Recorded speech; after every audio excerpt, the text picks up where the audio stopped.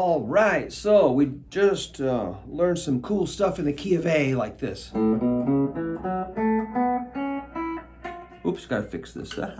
Sorry. One more time.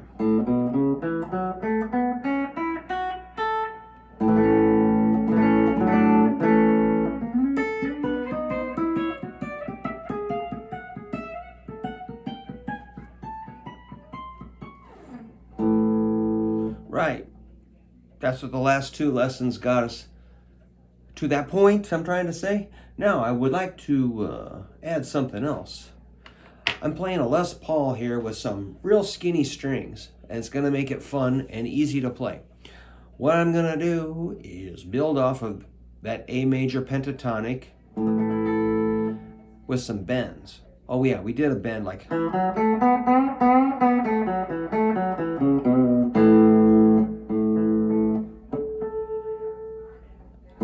So I got some nice light strings here. They're going to make it fun and easy to play.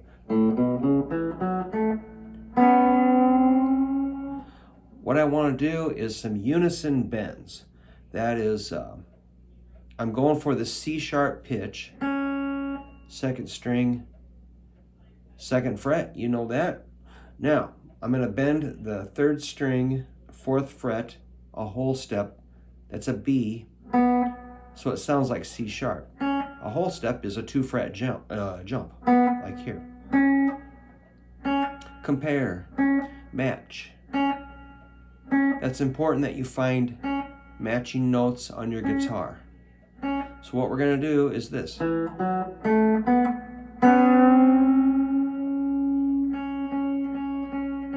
So these two notes are in tune. Same thing. I'm holding that bend. Now, they're in tune, aren't they? Now I'm going to let it down.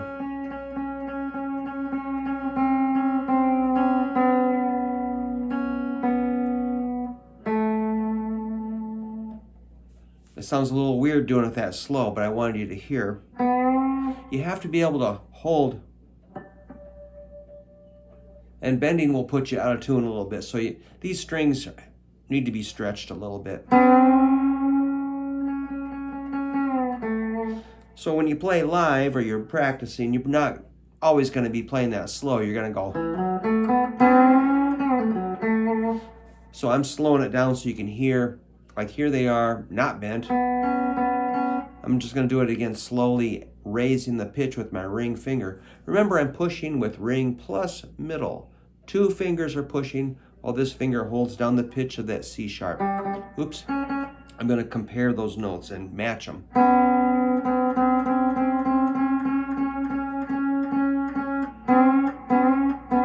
So you should be working towards getting really used to that.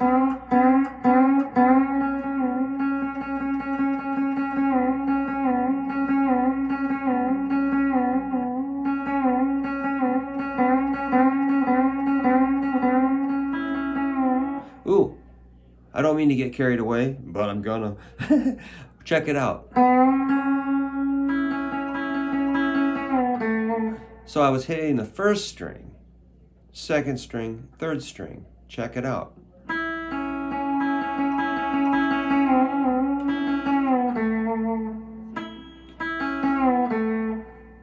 So I got a free shot on that first string.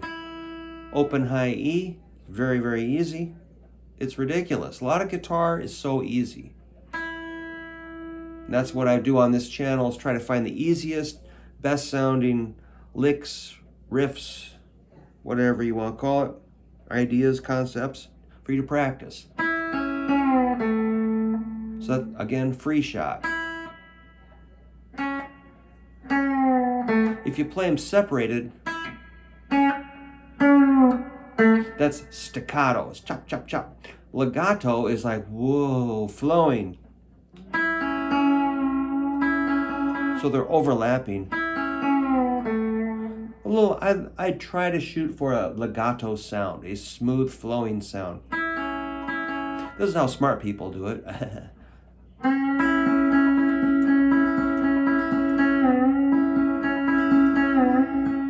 So I'm using middle and ring of my picking hand to get the second and first strings. I'm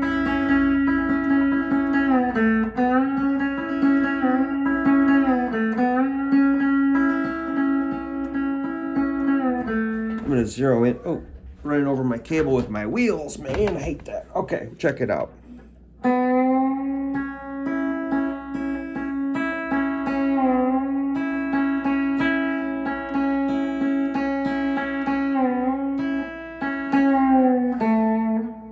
So I'm just going pick, middle, ring.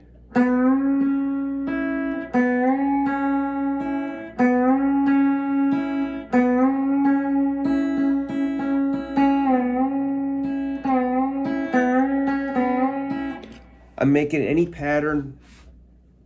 I'm scrambling those notes any way I can think of, any simple pattern. That's up to you to figure out. I think you can do that. You're creative. You're an artist. You're a free thinker. Now, that's a good spot to be, but you can move that.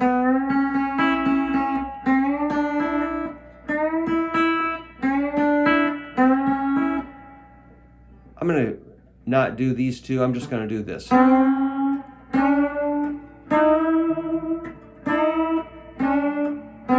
So this idea moves. I just lost my pick, but I got another one. So I'm going to go. That's like 2nd fret, 3rd fret, 5th fret, and this bender follows right along. Bend, bend, bend.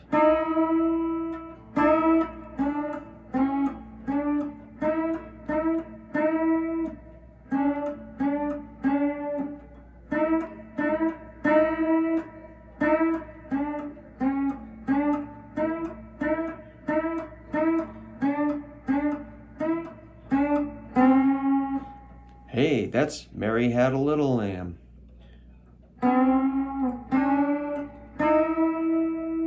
You can go up a whole step to the 7th and 9th.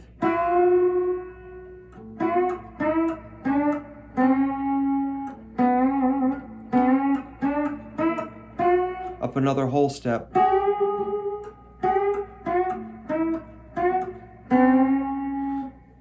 So I'm just basically developing a scale. It sounds like A major.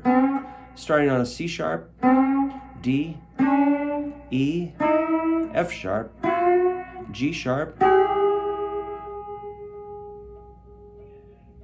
and A.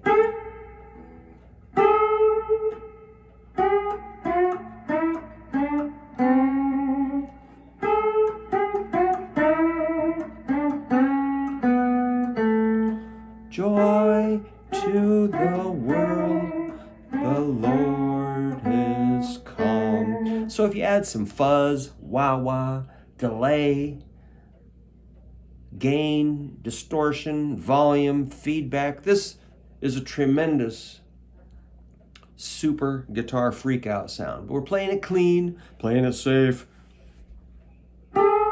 nice and clean. Later, we'll add the distortion. You can, but I'm going to keep it clean.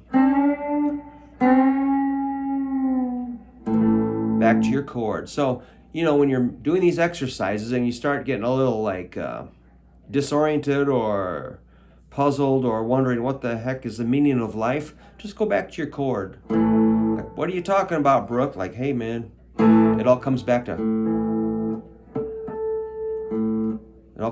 being out of tune.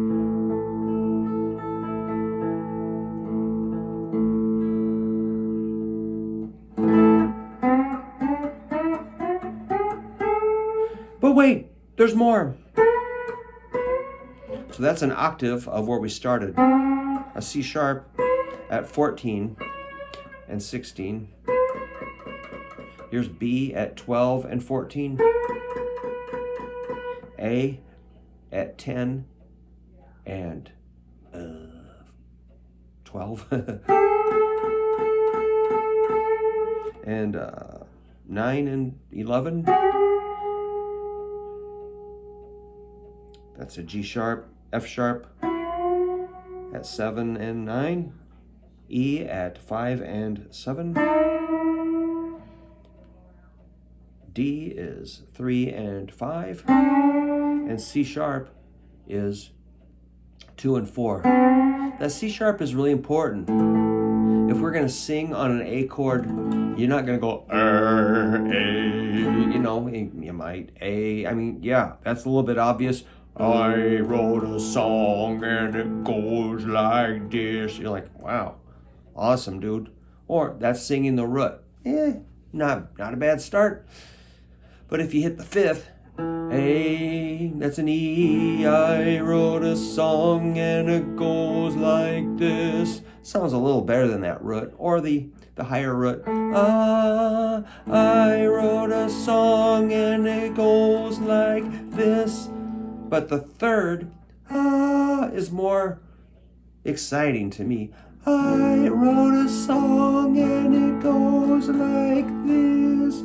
And that's where we're starting on that 3rd interval. La, la, la. It's a little more melodic, a little more interesting, slightly more sophisticated than just hitting a root or a 5th, or I don't know. That's just my opinion. If you can be aware of the 3rd interval, you're doing really good.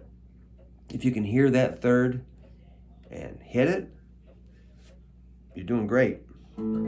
So that's why we start here on a 3rd. It just, because it's there, there's that A chord we build on.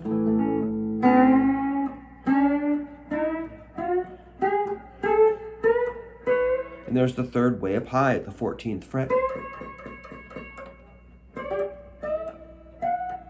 Getting a little small. We won't get over to the other strings right now. I'm kind of going crazy long. No, I don't want to be too crazy here, but you can add more notes. You can do every note. That's called a chromatic scale. It's like going...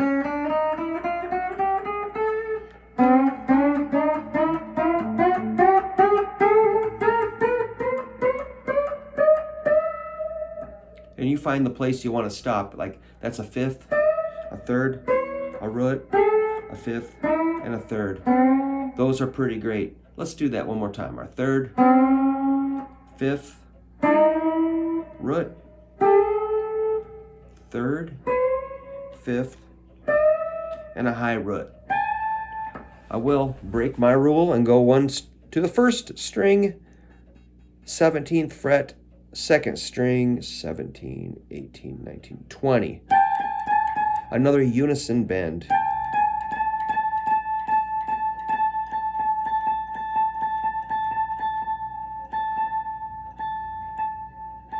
So you want to try to be perfectly in tune, but if you're a little out, it sounds freaky and cool. So they're not too perfect. They sound a little woolly and wild. Hear that kind of weird, that dissonance. Almost in tune. But it's oscillating. It's going wee when it's out of tune. Hear it go. Drrr. And the closer it's in tune, the slower that oscillation goes. Almost there. It's going woo, woo, woo. Too far.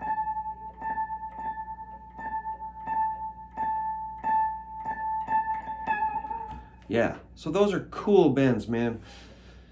If you got like 10s or 11s or 12 for strings, you're going to be hurting. These are 9s on a Les Paul. They're very, very light strings. You can go down to 8s. ZZ Top dude uses like 7s, so it's up to you. If your hands are getting really beat up from all your practicing, get some lighter strings. And then it's easier to bend. You know, a lot of times we're going, oh, I got to have the big strings because I'm a big, heavy rocking dude. Yeah, I know. But lighter strings, much easier to play, and, you know, they sound really good too. So consider some skinnier strings. All right. And if you want to buy a shirt, I'll leave a link in the description. Thanks a lot. I'll see you.